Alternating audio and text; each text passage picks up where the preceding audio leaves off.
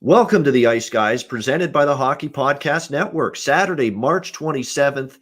It is a Saturday, which means we got a lot of games to talk about on the show today. 11 games taking place in NHL action today. Ian Cameron, joined by the returning Alex B. Smith, back with me on the show. Alex, before we get into today's card, you got the COVID-19 vaccine earlier this week, and I'm sure there's people wondering, that are considering getting it, not getting it, and if they do get it, what kind of, side effects, after effects could you have from it? Tell us a little bit about the experience for you this week, getting that shot. Yeah, so I got it Thursday, mid-afternoon. That's why I wasn't able to go on the show. They moved my appointment up earlier, so it conflicted with the show. So went over to my local hospital, Regents Hospital. Process was quick and literally painless. I mean, they sit you down. I got the Pfizer first round vaccine, so I had to get a second one. And it's between 21 days, so exactly 3 weeks from this past Thursday. And they make you sit down for about 15 minutes to see if you have any, immediate side effects or reactions, which I didn't. And then I was able to, I walked home and everything felt fine, and didn't have any arm pain until the next morning. I had some really serious arm pain. It felt like somebody had just been punching me in the arm repeatedly.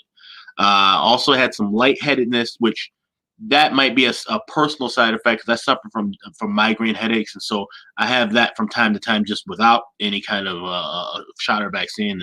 Lightheadedness is a side effect, but it's a very rare one as opposed to the arm pain. That's the most common thing. So all in all, I felt better after the middle of the day once I ate and got some fluids in me. So everything I mean, it's as successful as it possibly be. So I'm looking forward to getting my second one and being past this. But they say the second shot could be a little bit more heavy on the side effects than the first. So that's something you have to kind of just plan for and prepare ahead. All right, and it's good information. That's why I wanted Alex to mention it. His experience getting the first dose of the COVID-19 vaccine earlier this week. And certainly, obviously, that process is going to be going on both sides of the border, Canada and the United States, for the large part of the year. Still a lot of people that are going to be in need of that throughout the rest of the year for sure. But Alex is fine. Again, he wasn't able to join us the last couple of days, but I told you guys, you didn't believe me. It wasn't because he fell into a drunken stupor the night of the betcast. No, right? It wasn't. That was not the reason. You didn't have too much. You didn't have a hangover. It wasn't anything to do with that. If you think that what he drank on air Wednesday night during the betcast is going to put him under the 3 sheets to the wind, you don't know Alex B. Smith very well. That was light work. I had 3 mini bottles of champagne and about 5 shots and a half a beer. So that's nothing. It's not due to that, trust me. Yeah. And I made sure I pointed that out when you weren't here, that people were wondering, did he have too much to drink? No, he did not. Right. Come on, No. give me a break. He's good. He can drink with anybody. I'll put him up against anybody in a drinking competition, honest to God. All right, let's go. We've got a Saturday card. Let's start with the New York Rangers and Philadelphia Flyers. This game starting at 1 p.m. Eastern. We've got the New York Rangers minus 130, road favorites, total 6, shaded to the over, minus 120.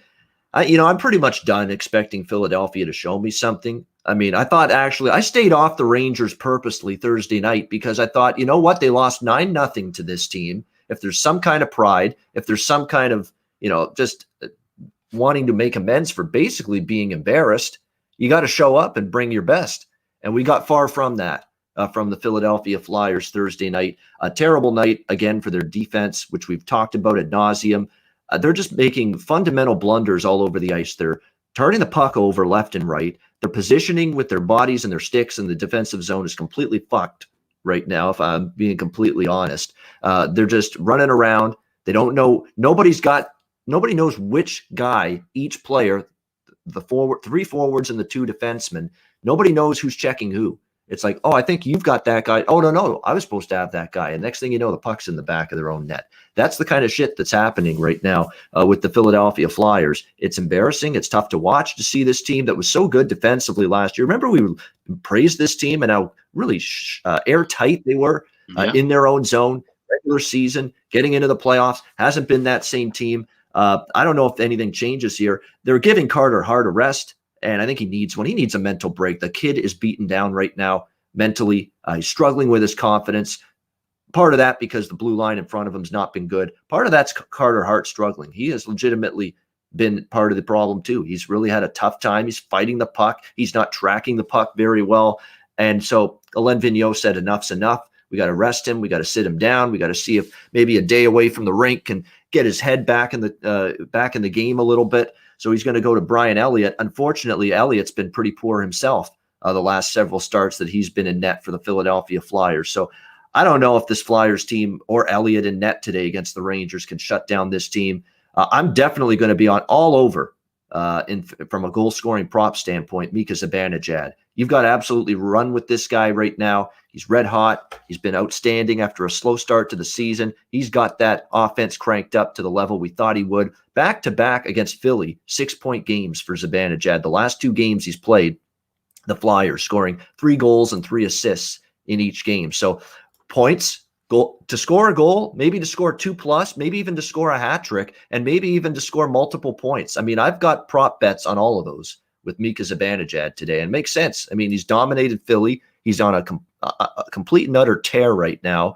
He had just 2 goals and 4 assists coming into this month. And here in the month of March, he has 10 goals, 16 assists, 26 points here in the month of March. He's absolutely rolling right now after a slow start to the season. I passed up the Rangers Thursday. I don't think I can do that again here. I took the Rangers here minus 125. How sad is it, by the way, that of all people to step up for the Flyers and criticize their defensive game, it's the guy that's probably been their worst defenseman in terms of his play in his own zone. Shane Gostisbehere is the guy stepping up and commenting that it's unacceptable, embarrassing what we're doing. That's the guy that's saying it, the guy that's been one of the biggest culprits for defensive problems for the Philadelphia Flyers.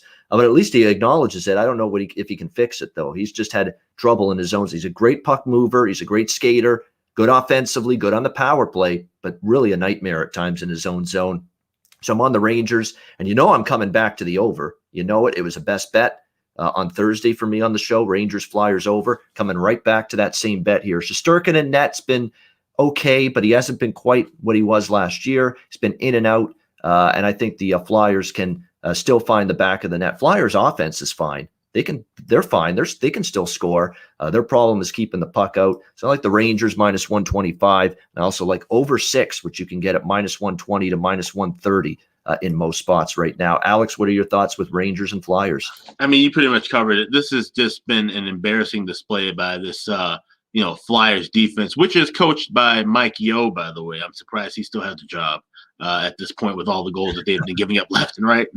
You know how I feel about Mike Yeo. I was not a fan of his when he was in Minnesota, and I thought that he would be doing a much better job because he's only focusing on the defense here in Philly, and he did last year. But it's a disconnect, and it's not just the coaching. You can't put it all on him. I'm mildly joking, but it's the players. It's a complete breakdown. It's a systemic and personnel breakdown. You see Carter Hart. I've been hearing rumors about people saying that he should go down to the AHL. And maybe call up Alex Lyon or one of the other goalies to, like I said, dispel him and let him work whatever things he needs to work out, in the lower level. I mean, this kid's only 22 years old, so you keep in mind, I'm not writing him off as an Andrew Hammond, for example, where he, had that one big year and then all of a sudden just kind of vanished. I think he's still going to be a quality goaltender in this league, but he's going through some issues right now, and he's not having any help in front of him. So, they need to kind of rectify the situation, and that's, what sending a pro to the minors now will do. So something they need to keep in mind. But as far as this game goes, the only thing I like here would be Rangers team total over. I don't trust the Flyers to try to get, they got 3 goals in that last meeting, but I feel more comfortable, obviously, with the Rangers scoring on the Flyers than vice versa. So 3.5, you can get it around plus 105 or even money. I think that's a good shot to go with here. Just play it safe and not have to worry about the Flyers. Just, count on the Rangers scoring goals. There we go. We got you covered. We got a Ranger money line bet. We got a full game over from me. And now we got a Rangers team total over 3.5 at plus 100, even money for Alex B. Smith. That is a good price. I mean, it's not asking a lot right now for any team to score 4 goals against the Philadelphia Flyers right now. And again, we've got Brian Elliott. I think he's having the same struggles right now Carter Hart is. So I don't necessarily I'm not necessarily sure that Brian Elliott's going to be that huge upgrade in net that the Flyers desperately need right now. Buffalo taking on Boston, another early start at 1 p.m. Eastern. Boston minus 315 to as high as minus 340, although we've seen a little Buffalo money trickle in the last 30 minutes, and there is a reason for that. The total 5.5 shaded to the under. The reason is Brad Marchand, out of the blue, is on the COVID-19 reserve list for the Boston Bruins and is out for this game against the Buffalo Sabres. At least I can assume that's part of the reason why the money's trickled in on the Sabres the last little bit. Probably part of it too is the Sabres. I don't know if it matters. They're just such a horseshit hockey team right now that maybe doesn't matter. But at least Linus Ullmark is back today and will start in net for the Buffalo Sabres. And he's the best they've got. I don't know if that's saying a whole lot about Buffalo's goaltending, that he's the best they've got, because he's had some good games. He really has, but he's also had his own struggles as well. Consistency's been his problem. But he's still more capable, in my opinion, than Carter Hutton, more capable than the now departed Jonas Johansson when they had him, and probably more capable than Dustin Tokarski, who, of course, had to start the last 2 games for the Pittsburgh Penguins. So, it's at least a little bit of good news for Buffalo, that at least the goalie that's going to give them the best chance to win, although no goalie's given them any chance to win for the longest time right now, he's at least back, and it's something that can help them a little bit here. This is an astronomical price for Boston. I think based on the rosters, with Marchand being out, with Boston kind of struggling to score consistently, and I applaud Bruce Cassidy for doing this. Jimmy Murphy's been calling from the mountains above for this for the last couple days on the show. We talked about the Bruins extensively on yesterday's show, and Jimmy said, sit down Jarro Halak. He's not playing well right now. He hasn't. He's struggled mightily in his recent starts. Give the young kid, Dan Vladar, the chance to get the starts, with Tuukka Rask obviously out for the foreseeable future. And that's exactly what the Bruins are doing. They're going to give Dan Vladar the start this afternoon. I think it's the right call. He made the one start against Pittsburgh. I think the Bruins played an airtight, strong defensive game, responsible in their own zone, and they got the shutout win for the young kid Dan Vladar in that game against the Pittsburgh Penguins. So he played very well in that game. The team rallied around him. I think you might see the same thing here. Jimmy said something interesting, Alex, yesterday, that Boston didn't look like they had any confidence with Halak once he took over for Rask in that last game against the Islanders.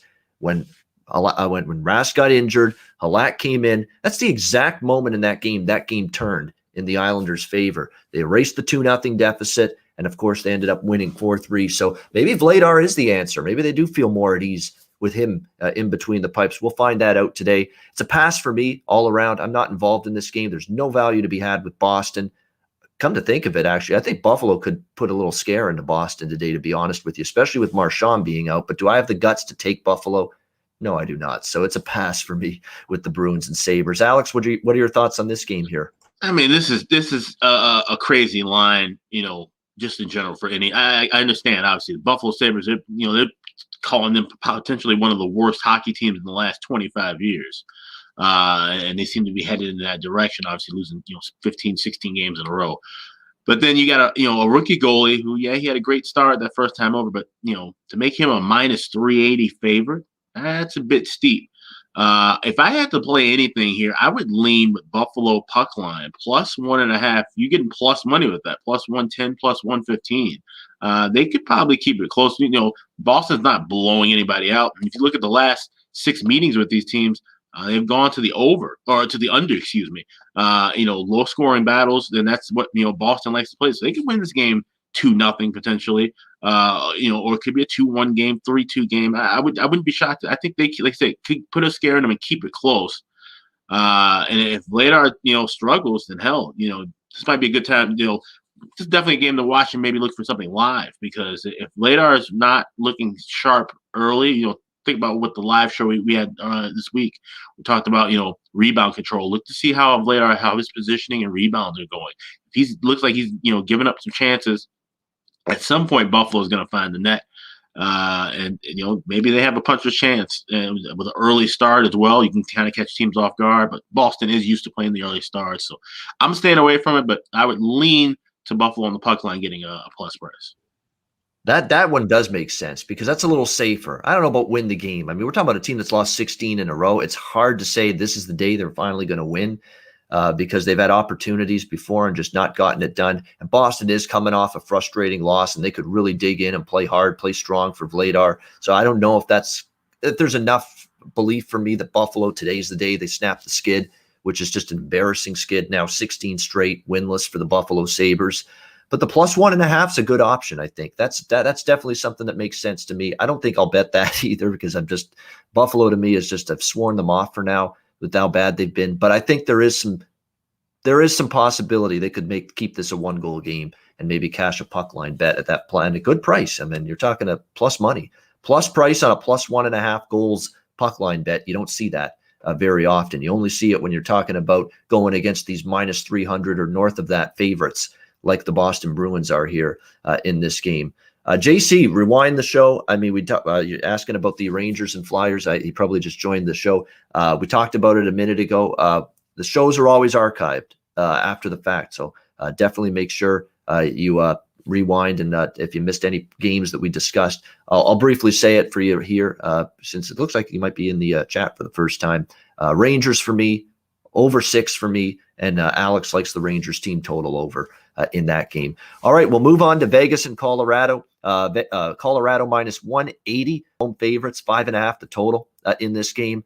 I hope Peter DeBoer is not back to his old ways of last year, where, Robin Lehner's obviously back and available and healthy, and Marc-Andre Fleury is a little bit of a rough game, a little bump in the road for what's otherwise been a strong season for him, and he bails on Marc-Andre Fleury and goes back to Lehner today. I think that's a mistake if Peter DeBoer does that, because Fleury is one of those guys, I want him in the net after a subpar performance. He's got that competitive drive to him. He didn't have his best game against Colorado the other night, although you could say it was just a product of Colorado just being unbelievable right now. We've talked about it with the Avalanche. There's nothing fraudulent about the incredible stretch of hockey they've had the last couple games. They are dominating in all the key stats and metrics. They're owning expected goal margins. They're owning the high danger chance battle. They're generating more. They're not giving up hardly any high danger chances. Their goals for percentages are through the roof. Their statistical profile is dominant. And now we're starting to see it show in the results on the ice, like a 5-1 win against Vegas. How impressive was that Thursday night for the Colorado Avalanche? I mean, they took apart a damn good Vegas team. Very impressed. And Pacioretty played in that game, which not everybody was expecting. So that was impressive. And we're seeing what Colorado's capable of with their fully healthy lineup. Compher's back, Kadri's healthy, Burakovsky's healthy, the top line with Rantanen, McKinnon, and Landeskog are all healthy again. The big two on the blue line are back on that defense with Bowen Byram and Cale Makar, who had an outstanding goal. I mentioned on the show yesterday, Alex, in his post-game interview, it was hilarious to hear Cale Makar when they asked him about the goal, saying, "Oh, the forwards did a great job in getting me the puck." It's usually the other way around, right? I heard that, yeah. But that's Cale Makar. The forwards giving me the puck. No, it's supposed to be the defense giving the forwards the puck. But that is Cale Makar. He is that good offensively as a defenseman. He can jump into the play. He's got the finishing skills, the shot, and all of that of a forward. And he's playing defense. That's how special he is. Vegas is going to need a superhuman effort, I think, to beat this team right now. Are they capable? Yeah, they are. Are they getting a hell of a big price here? They sure are. In fact, you could say that's tantalizing. Vegas off the loss the other night, you would think they fire back really, really strong with a big effort today. But I'm just not going against Colorado right now. No way, no how. They're just a freight train right now. I'd expect Grubauer to be back in today for Colorado, and he's been magnificent of late. Fleury, I hope he's in for Vegas. I hope DeBoer just gives him that chance to bounce back instead of just doing what he usually does and just run right back to Lehner. It's like the girlfriend that rejects you. It's like Fleury rejects DeBoer or with a bad performance, and he's going to run to the other person now, Lehner. I don't want to see that. Give Fleury's had an amazing season. Give him another shot here to bounce back from that game the other night. We'll see if he does. There's no confirmed starter yet for Vegas in terms of their goaltender. For me, it's just a small lean, maybe to the under, just because you would think that every game had gone under the total this year with Vegas and Colorado until the other night in that 5-1 game, which barely crept over the total. You would think Vegas is going to try to slow this thing down. Fleury, if he plays, is definitely going to be a guy that's going to be looking to step up, bounce back. He's done that a lot after a subpar game this year, if he plays, that is. So just the smallest of leans under. Other than that, for me, it's a pass on this game, but a great one to watch. I mean, I'm definitely tuning into this one at 3 p.m. Eastern. I know the tournament is going on at that time as well, but I'll have this one on one of my TVs for sure. Alex, what do you think here? Vegas, Colorado. Yeah, this is going to be a good game to watch. I mean, both teams tied atop the Western Division right now in points. And I get what you're saying about Fleury, that, you want to give him a start after a bad performance. But he's had a tremendous year. And the counterpoint, I've heard some other people talk about this, is that, with Robin Lehner, he missed that time with the concussion. You got to give him some time to get back into some form, because down the road, I mean, you're going to be riding Fleury the rest of the year. All right. And if you're going to make a playoff run, if Vegas is winning the Stanley Cup, it's going to be because Marc-Andre Fleury is playing. But things happen. Injuries can occur. COVID, who knows? You want to have Lehner fresh and ready. So if he has to step up and take that spot now, he can do so. So I think, you probably need to give Lehner the start. And obviously down the road, you'll give him starts against teams like Anaheim, San Jose, St. Louis, teams that are out of the race to sharpen up. But you can't just ride Fleury, down into the ground now, because once you get into the postseason, you'll be in trouble. You're gonna have to play Colorado. You might have to play either a Minnesota team or potentially LA or what have you. You want Fleury sharp, so you're gonna have to rest him at some spots. So I wouldn't be too discouraged if Lehner plays this game today. But that being said, this Colorado offense is just outrageous right now. I'm clicking on all cylinders. Like you said, you got Makar scoring, you got McKinnon, everybody's chipping in offensively. The team total has cashed in 7 straight games with Colorado. That's where I'll be looking to be playing here. I'll go over 3.5. You can get it plus 120. It's more than a fair price. All right, Colorado team total over 3.5 plus 120 for Alex with the Avalanche. And they've been scoring 4 routinely. It is difficult for teams to master the art of generating offense, coming in waves offensively, getting chances, getting good looks, but not sacrificing defensively, getting back, not giving up a lot. Colorado is in that zone right now for the last couple of weeks where they are doing both. They're getting their offense and they are airtight and getting back and in good defensive position in their own zone. And Landeskog had a great quote about that. He said, "Our game starts with defensive commitment and we go from there.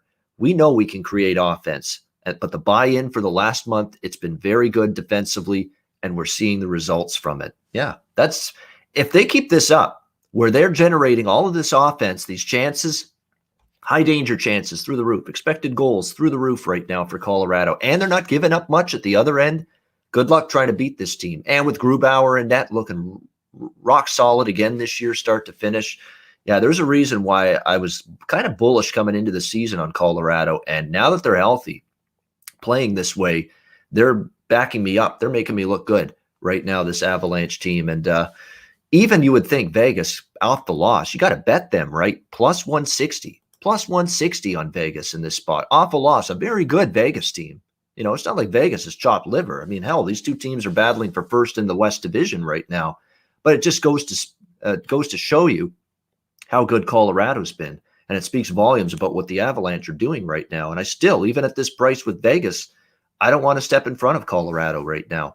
And I'm not going to do that. Avalanche team total for Alex in this game. Columbus and Detroit. We've got Columbus minus 155 road favorites here. Total 5.5 shaded to the under. Probably going to pass on this game. Let's see if the line trickles down a bit more. If it does, I might get involved with the Jackets in regulation because I have seen signs of this team playing a little bit better. I thought they played well against Carolina. Outside of the 3-0 shutout loss where Nedeljkovic was very good in the first game. I like the response in the rematch in Columbus against Carolina on Thursday. They battled back from multiple deficits, forced the game into overtime, 3-3. And of course, they ended up losing in overtime, but they battled Carolina very well in those 4 games. And of course, they took both games in Carolina last weekend before the scene shifted to Columbus. So I thought the 4 games overall collectively for Columbus head-to-head with a very good Carolina team, I thought they made a good account of themselves. This should be a spot where they get a W on the board. Detroit is just in a world of hurt. Thomas Greiss is struggling. He got pulled. He got yanked and lit up by Nashville. That's hard to do. They get lit up by the Nashville Predators. Thomas Greiss did the other night. Bernier's out, which is a concern. I don't know if he's coming back today. I don't think so. So you either have to trust Greiss, who struggled mightily on the season for the Detroit Red Wings, or you got to go to Cal Pickard, who relieved Greiss in that game against Nashville, and he's not a guy I necessarily trust. He's been bounced around from organization to organization. That's what you get when you're talking about one of the worst teams in the NHL. You don't have goalie depth when you're a bad team like this. You got to put in a guy that's been with 4 or 5 different teams if you don't trust Greiss. And yeah, Greiss's numbers are ugly right now. It's unfortunate. We've talked about how nobody's been hurt more from leaving a team in the offseason to go into their new team maybe than Greiss. I mean, he rock solid Islander defense for years, playing behind that. Now you got this mess of a Detroit team, and you're 2-18 this year, Thomas Greiss, with a 3.51 goals against average and 885 save percentage. So as long as Bernier is not coming back, and I don't think so, they're saying he's day to day. So you got to just keep on top of these things and check it day by day. But I don't think there's much chance of him playing today. As long as it's Greiss or Pickard, I'm interested at least in Columbus in regulation here in this game. Not saying I'll bet it. It's just a lean for now, but I would lean Columbus to win this game and just take them in regulation for a better price. Alex, what's your take here? Blue Jackets and Red Wings. Yeah, I am on Columbus in regulation. I got it at even money just seconds ago. And this is a spot where, Detroit is probably going to start just completely sliding downhill. I mean, they've been doing that all year, but I think it's going to really get ugly. They could hit like Buffalo kind of levels right now, especially if they're having goalie issues and injuries. Like you said, to give up 7 goals against this Nashville team that has struggled offensively all season long, that's a horrible sign. So this is a Columbus team that they still have a puncher's chance of making that playoff spot. They're gonna be neck and neck with the Hawks all the way through. So points are important, and every team in that Central knows. Hell, every team in every division knows they've got to beat up those last place teams. You have to get points against them right now. So I think they're going to be a little fired up, and this is a good price. So Columbus in regulation and even money. All right, Columbus in regulation at even money for Alex B. Smith, and I definitely lean strongly in that direction as well. All right, the rest of the games tonight on this Saturday card are night games. We'll start with Tampa Bay and Carolina. Great matchup here, 2 of the top teams in the Central battling it out for first. In the division, we've got Tampa Bay minus 115 to minus 120 road favorites in this game. The total 5.5 here shaded to the over in this one. You get the Tampa Bay Lightning off of a loss the other night against the Dallas Stars.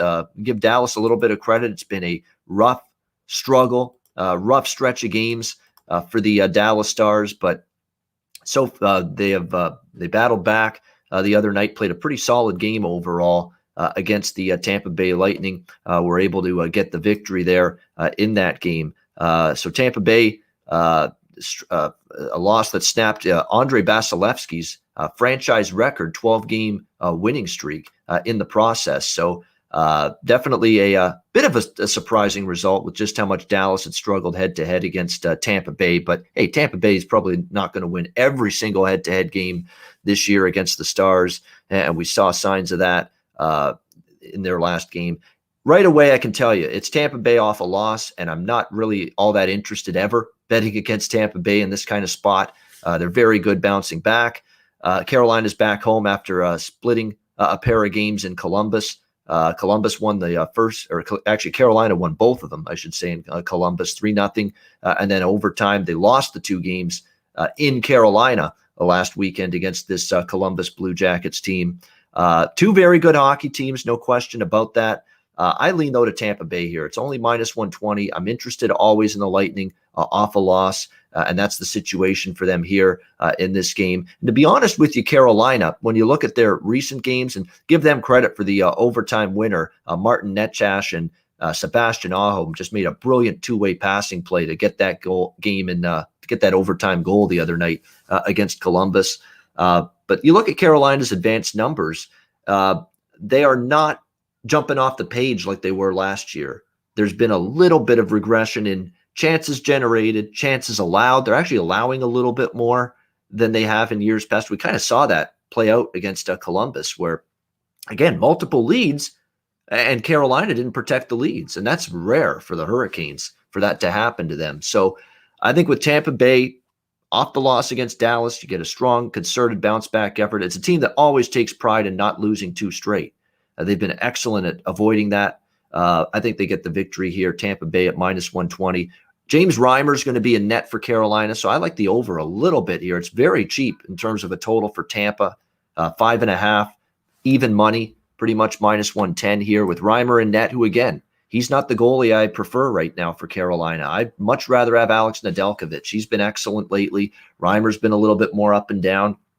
And Nedeljkovic's numbers have been better than Reimer of late as well. So I like Tampa -120, also over 5.5 here, which is around -110, -115.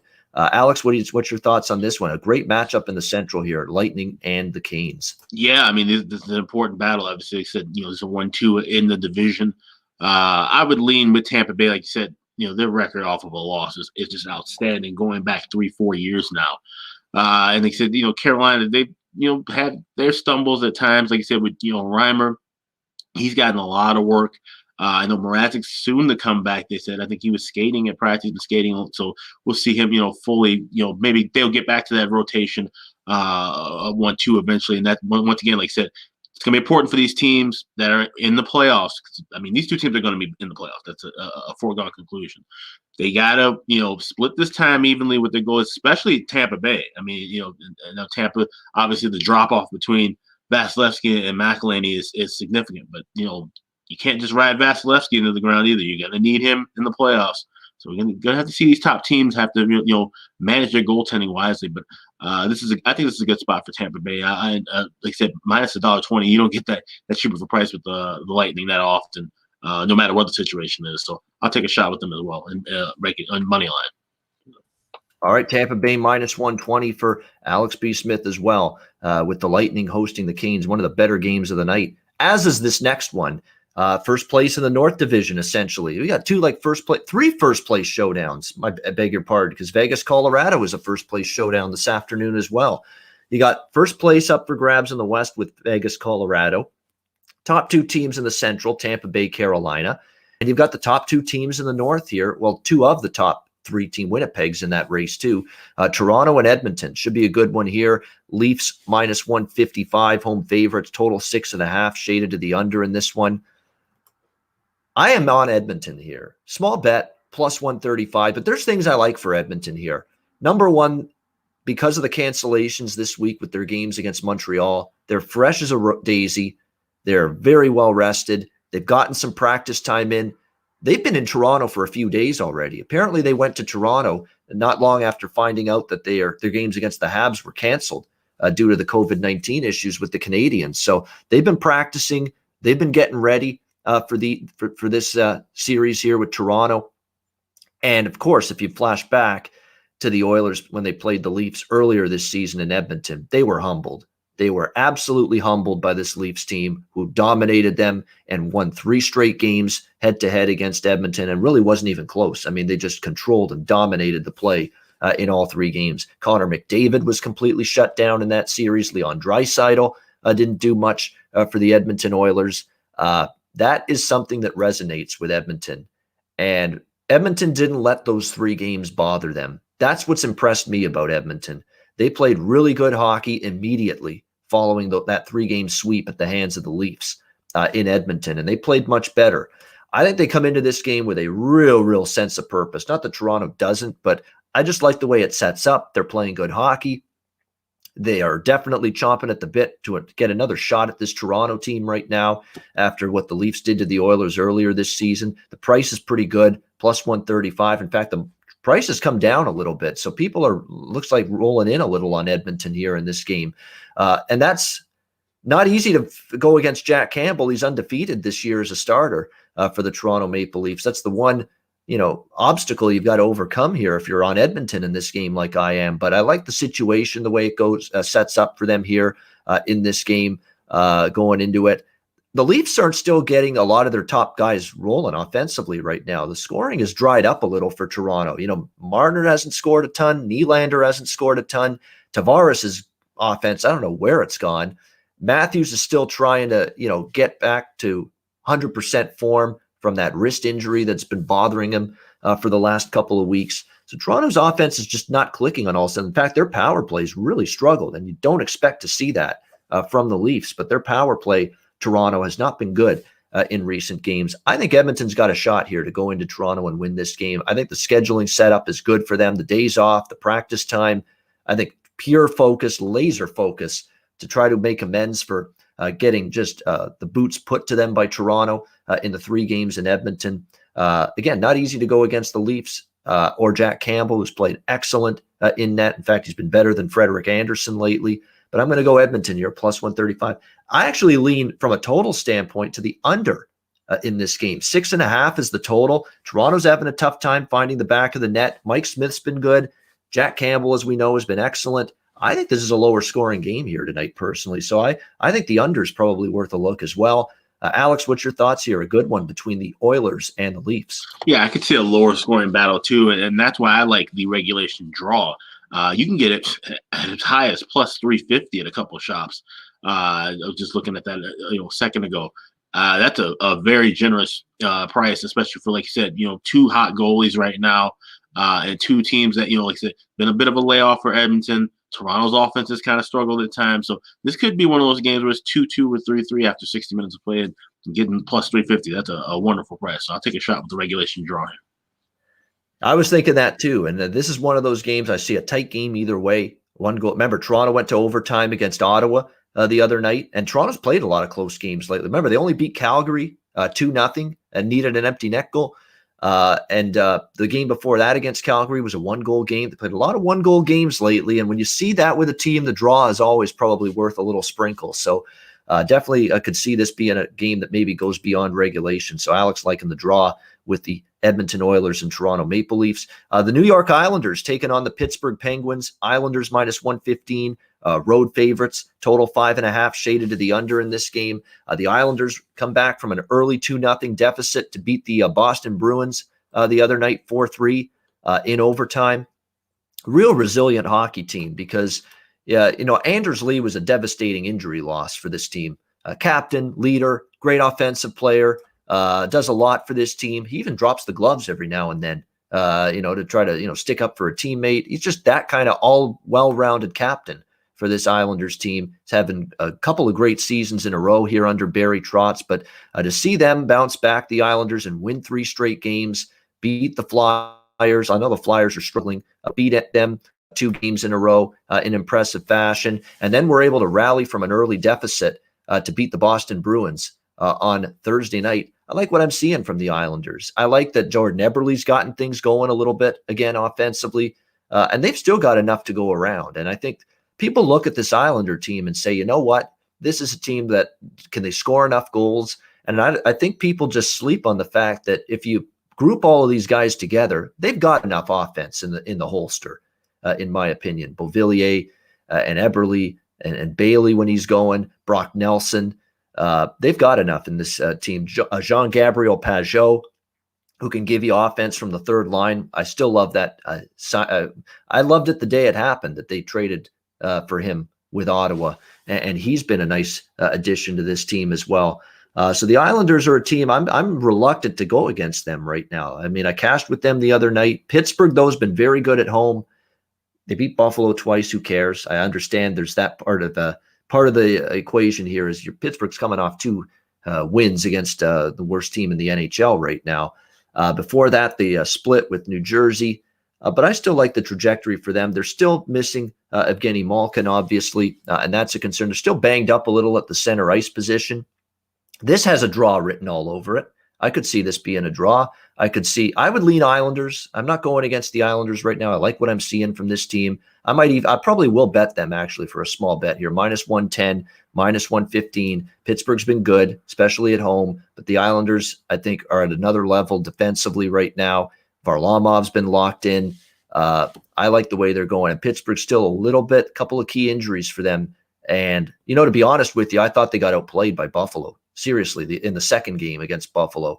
And Casey DeSmith had to be pretty good in that game. It may not look that way because it ended 4-1. Buffalo had a lot of the play in the Pittsburgh zone, and they just couldn't finish any of their chances.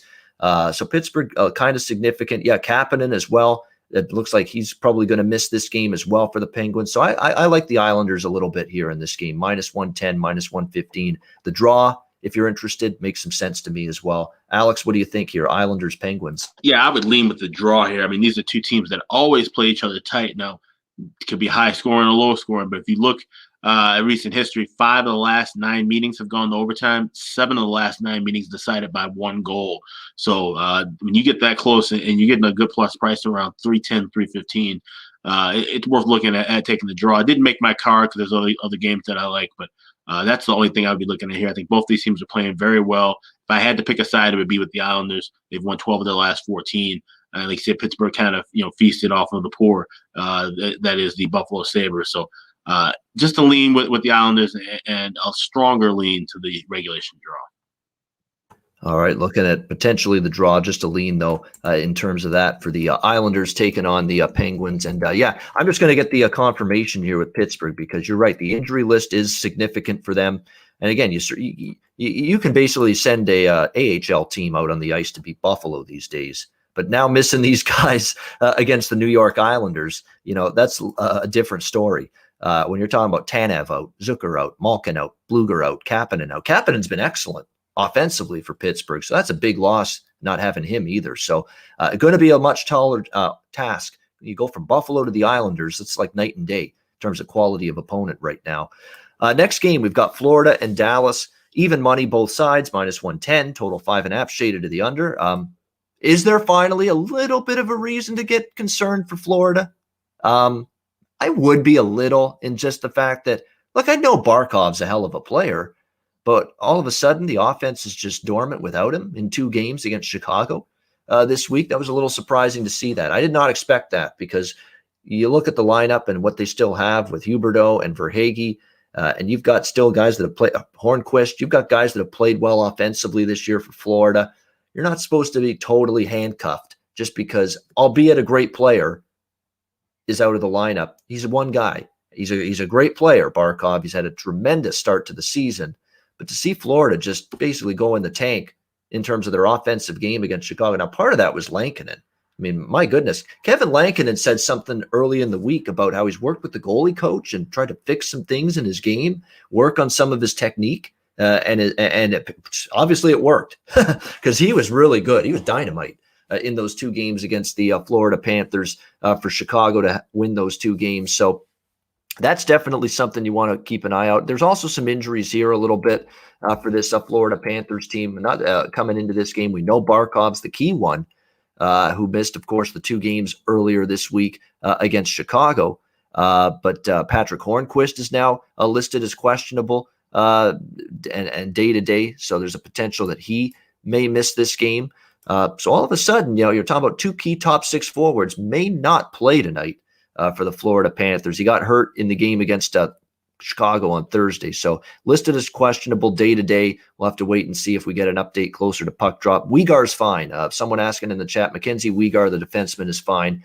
He's going to be available today for Florida. In fact, their whole blue line is healthy. It's just Hornquist and Barkov up front are the key absences for the Florida Panthers. I'm pretty sure Barkov is not back tonight for the Florida Panthers here in this game against Dallas. He's saying, you know what? I stand corrected. Feeling better, says Joel Quenneville about Barkov. He may play in the back-to-back games against Dallas on Saturday and Sunday. So there you go. There is a chance that Alexander Barkov will return. On the Dallas side, give them credit. They beat Tampa 4-3, great win. They're still banged up too. Radulov, Yoel Kiviranta is out. Sagan, of course, hasn't played yet this year. Rupe Hintz day-to-day. Still a bunch of guys banged up front. They won that game, but you look at this Dallas Stars team, they've had trouble, using a big win and getting some positive momentum from it and carrying it over into the next game. It's been an issue. That's why Dallas has the record they have. They've not been able to be consistent. They've not been able to put several good games in a row together. Here it is. This is exactly what I was looking for. I looked it up. I knew it was a bad record off a win for this Dallas Stars team, a really bad record. 0-7 Dallas Stars off a win in their last 7 games. So Florida's burned me twice this week with Chicago. I'll give your team credit, Alex. They took some cash from me this week, beating Florida 2 games in a row. But I'm coming back to Florida one more time today. I mean, you're going to get Florida now even money. They've still got a great road record. Barkov might actually play tonight. Not for sure, but might. Hornquist might also play. He's only questionable. He hasn't been ruled out yet. And even if one or both of those guys play or not, they're better than Dallas, and this price is a slap in the face to the Panthers. I know they've lost a couple in a row, but their advanced numbers are still better than Dallas, in my opinion. We'll see who's in net tonight. It doesn't look like they've confirmed anybody, the Panthers, yet. It's Hudobin for the Dallas Stars. He'll be in net. Will it be Bobrovsky or Chris Drieger? We'll have to wait and see for Florida. But I like Florida here. It's even money. I got a plus 100, at Pinnacle with the Panthers. And to me, that's just a price that Florida's deserves a little more respect than that. I know they've dropped a few games in a row, but I don't all of a sudden think this is a bad hockey team or they're going to go into the tank. And I do think they're better than Dallas. Dallas has not bounced and continued the momentum off a win. I think Florida gets it done here. Alex, what's your thoughts? Panthers and Stars. Yeah, I'm staying away from this one, but I would lean with Florida. Like you said, they're the better team, I think, by far. And like you said, they've had their stumbles. This should be a good rally game for them against like you said, a Dallas team that's had issues. But the injuries are kind of concerning, and this could be a cold stretch for Florida. Like you said, they're not going to fall out of the race. I don't think, but this, just kind of want to wait and see. So this might be a good in-game situation to look for. See how Florida comes out in the first 5 or 10 minutes, and try to grab as good of a price as you can quickly. Obviously, starting off at Pick'em, that could move against you right away. But I mean, I'd rather have minus 120, 125 if they look like they're playing very well, than $1.10, and then all of a sudden they start to slump. So that's probably the way I would attack this. But this didn't make my card. All right, we got Nashville and Chicago. Chicago minus 115, home favorites, total 5.5, shaded to the over in this game. This is a game that for me, it's I'm not involved in it. I would lean Chicago because you just know I'm not going to bet Nashville. I haven't bet Nashville pretty much all year. Probably not going to start now. But I will say this about Nashville. They got Yossi back from injury. They've got a lot more youth in the lineup up front. Eli Tolvanen has been, I'll give him credit, he's been excellent. And he's finally given them a little bit of a spark offensively. He's been outstanding. That's why he's on the top line now. He's earned that right to be on the top line. He's been that good. They've been very, very solid. They have Yossi and Ekholm healthy again. Their defense has been a little bit better. And look, UC Saros, they've been riding him, and rightfully so. He's been excellent. He has been very, very, very good the last few games, UC Saros. And he's capable of a stretch like this. But we know consistency with him has always been his issue. I still think he's a step up from Pekka Rinne at this stage of his career, and we're seeing that for Nashville right now. So they're playing well. I wouldn't put it past Nashville to win this game, but I still think Chicago has played well at home, coming off 2 nice wins against Florida, maybe stepping up again. Their home record's good. The price is cheap, and I still think Chicago's better than Nashville. It's a cheap enough number where I lean to the Blackhawks, but for me, just a lean in this game. Alex, what do you think? Nashville, Chicago. Nashville, I mean, they give the Hawks fits no matter how good or bad they are. We've seen them, last 3 games have gone into overtime. So it's a slight lean with the regulation draw, but I like the Hawks here. I think they'll find a way to win. You got Kevin Lankinen in the net, and we talked about how good he's been. And, you mentioned at the end that, he's been working with the goalie coach, Jimmy Waite, who's been there for a while now. He's really fine-tuned. He's one that helped with Corey Crawford fine-tuning his game late in his career. His brother Stephen Waite, they're both formidable goalie coaches. Jimmy Waite's pretty much spent his whole life, it seems like, in Chicago between his playing days and coaching days now. So to work with Kevin Lankinen, he's obviously done a fantastic job. Lankinen being put more than likely a Calder Trophy finalist at the end of this year. But backing him, and you're getting a price at minus $1.10, $1.15. That's solid, especially with the Hawks at home. I think they're going to carry that momentum over from those last 2 games against Florida here. So I like the Hawks tonight, minus $1.10.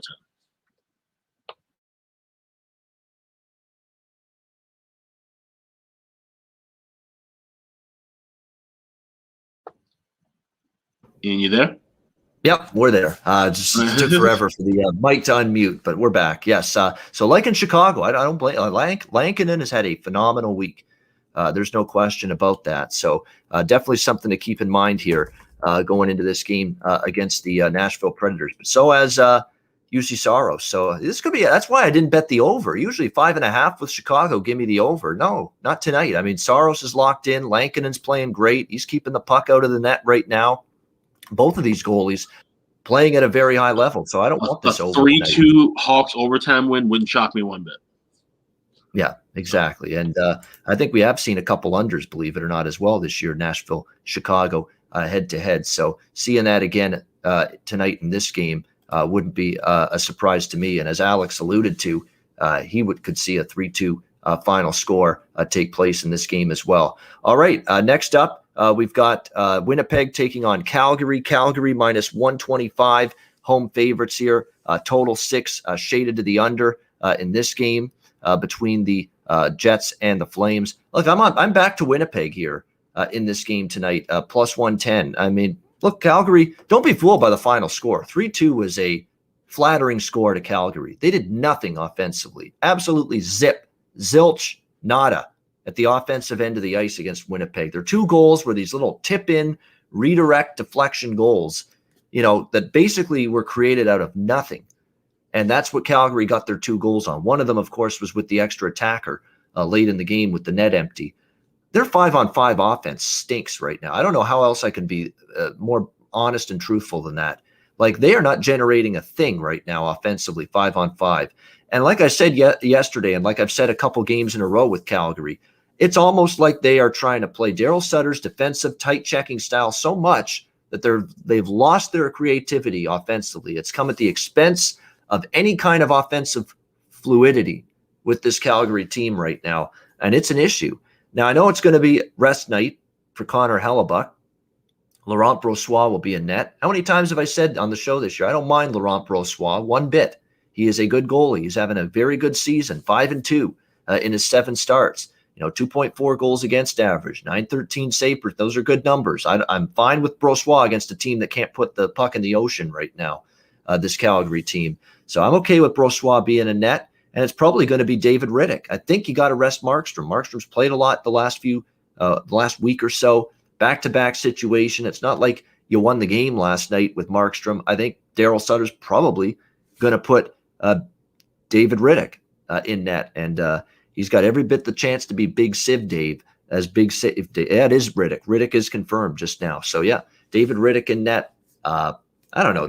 Calgary's just in a bad way right now. I'm seeing their captain, Mark Giordano. I said this yesterday, and I'm going to say it again. I saw it again last night, man.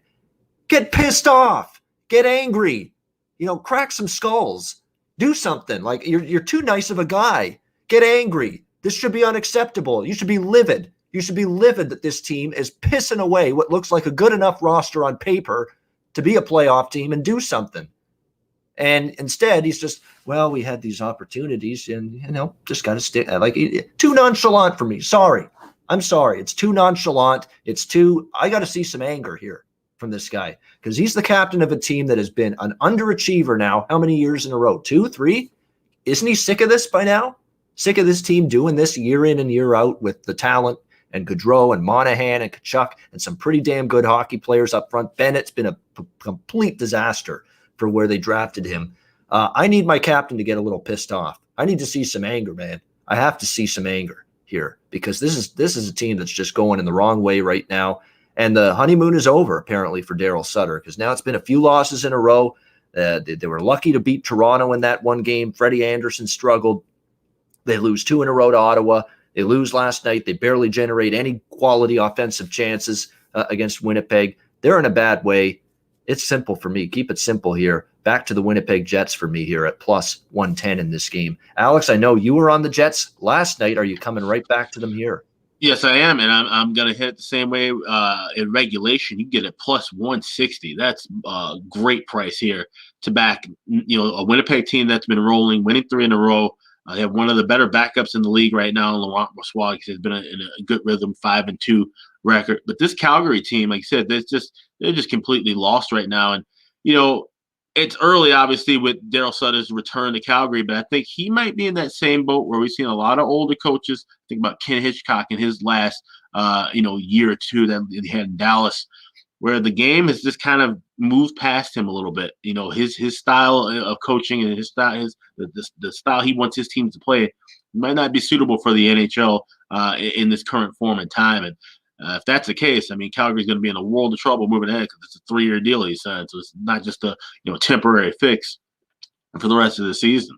But that being said, plus 160 with the regulation price for a Jets team that's rolling. I was on them the last 3 games, so I'm continuing it now.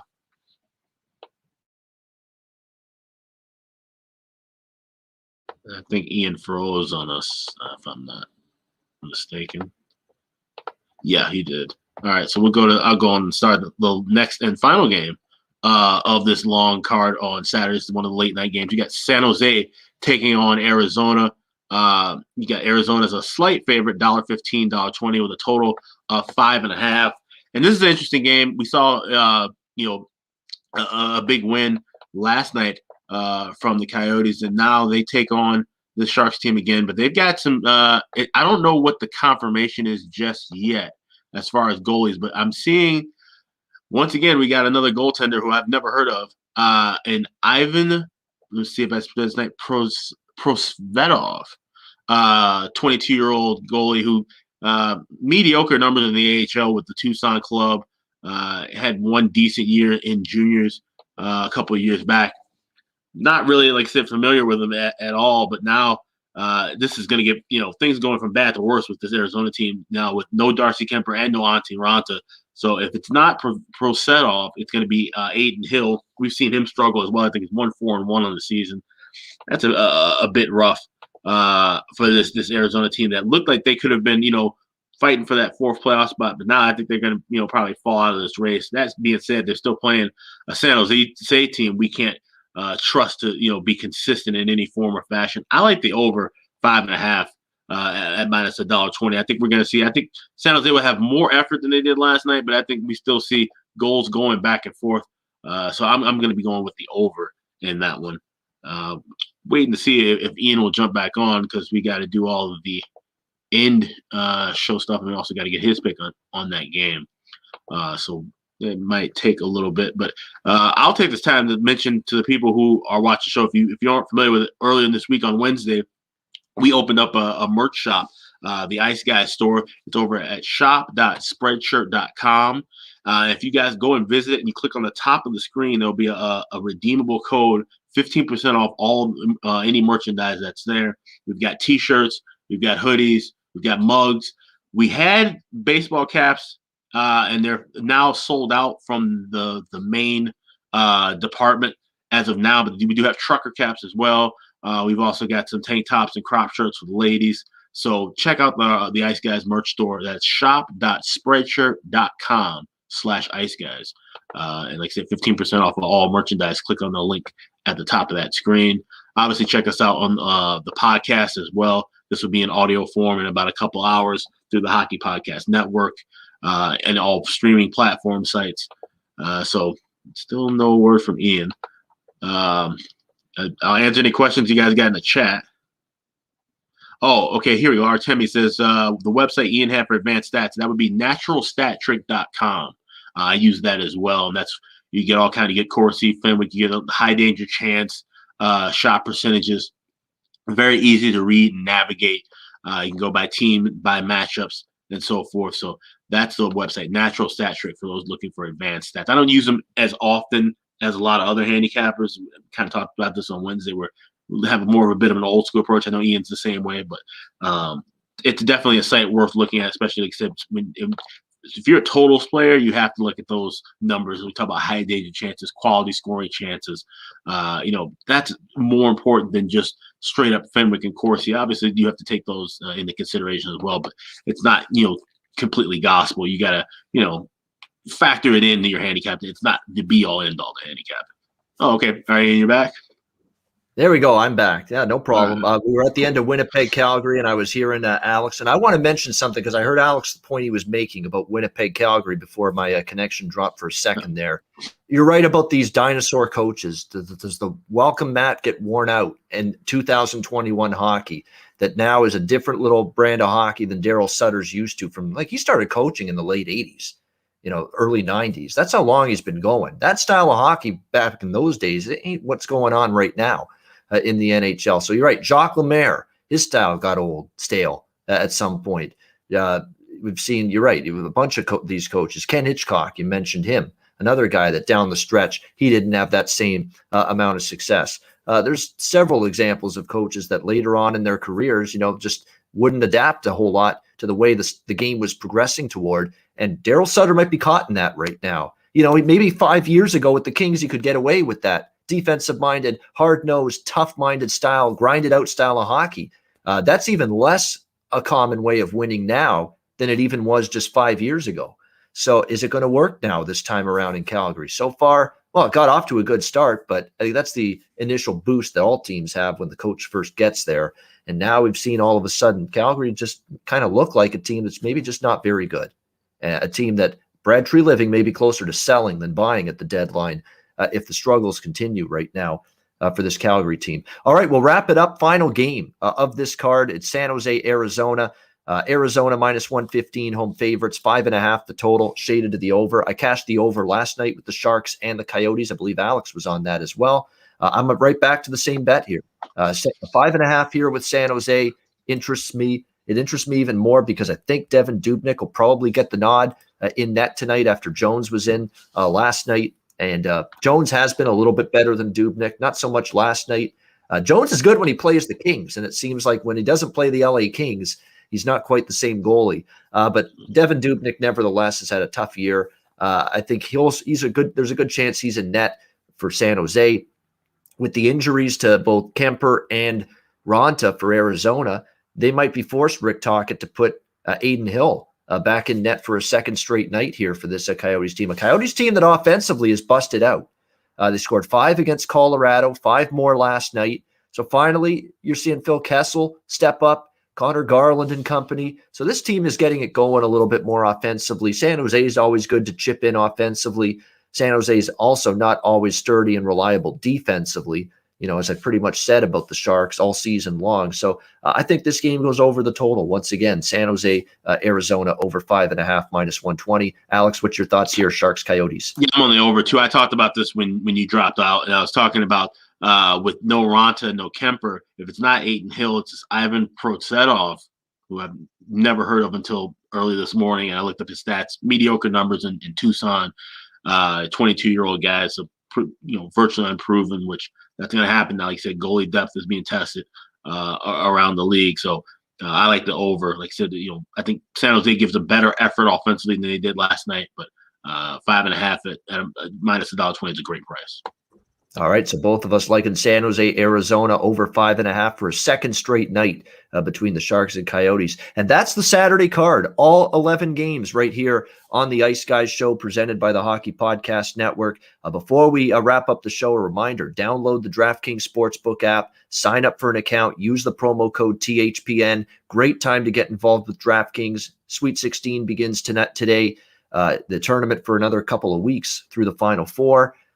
You've got NHL and NBA coming down the stretch of the regular season, which is a good sign. You've got Major League Baseball starting next week. It's all coming at you full force in all kinds of different sports. So download the DraftKings Sportsbook app, sign up for an account, use the promo code THPN. You'll get a deposit bonus. You'll get deposit bonus, weekly specials, incentives, bet boosts, THPN, the promo code with DraftKings. All right, it is best bet time to wrap up this show. Alex, actually, before that, mention the store because I know a couple people were asking about it. Yeah, I did that too before you were off as well. That was the time I filled in mentioning. All right, yeah, so there you go. All right, done. No, that's all right. You've done it. That's great because I know there are people asking about it in the chat. So good stuff. Yeah, the Ice Guys store, great merchandise. We appreciate the support. Lots of great gear that you can get. So make sure you check that out and get in your orders now so that you can receive them as soon as possible. All right, best bet time for this Saturday card. Lots to choose from. I'm going to go with, in this situation here, I'm trying to see here. It's going to be one of the games at night. I'm going to go Tampa Bay here, minus 120 against Carolina. Very good off a loss. It's tough to go against Carolina. I like that team a lot. They play so well both ends of the ice, but their advanced numbers haven't been quite as impressive lately. You've got Tampa off a loss. That's always interesting to me. The price is reasonable. James Reimer in net is a decline and a downgrade, in my opinion, from Nedeljkovic right now. So I think Tampa Bay gets the win. I'll go with the Lightning minus 120 against the Hurricanes for my best bet. Alex B. Smith, what have you got for best bet today? I'm going to go right back to the well with the Winnipeg Jets in regulation plus 160. They're playing well. Calgary's not playing well. Laurent Brossoit's been good in net most of the season. David Riddick has struggled in net most of the season. So we're getting a very generous price even for regulation. With this, I thought it would be maybe closer to plus 120, 130, but we'll go with the Jets plus 160 in regulation is my best bet. All right, Winnipeg Jets, plus 160 for a little better bang for your buck. Plus 160 in regulation for Alex B. Smith with the Winnipeg Jets for his best bet. And that'll wrap up this edition of the Ice Guys show for this Saturday. We appreciate all the support. A reminder, we're here 7 days a week. We're the only hockey show here every single day, breaking down every single game from a betting perspective. Monday to Friday, 2 p.m. Eastern. Saturday, Sunday, noon Eastern. And if you can't watch the show live on YouTube, you can download the Ice Guys podcast on all major podcast platforms if you missed the show live. Great stuff. For Alex B. Smith, I'm Ian Cameron. Have a great Saturday. Enjoy the games and good luck. NHL, NCAA tournament, UFC, a big UFC card tonight. Lots going on a Saturday. Enjoy everything that's going on. Cash some tickets, and we will talk to you again tomorrow on Sunday for another edition of the Ice Guys presented by the Hockey Podcast Network.